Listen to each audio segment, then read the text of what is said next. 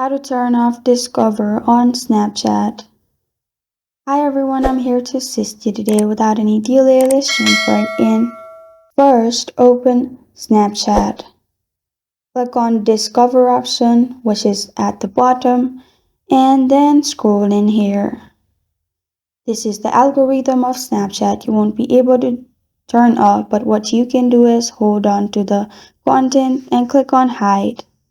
After you hide the video, it won't show on your feed. Or what you can do is simply again hold to the content and go to their profile. Click on three dots at the top right.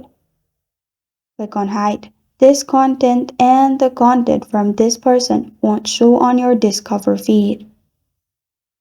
Or if you have problem with the person, simply hold on to the content. After you do that, you can simply block them, which is report dial. Select the reason. After you selected the reason, describe it and then click on submit.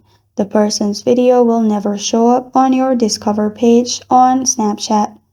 This is how to turn off Discover on Snapchat. Thank you for joining me today. If this video helps you out, please leave a like and subscribe for more. Got a question or want to suggest a topic? Comment below. Thank you for watching.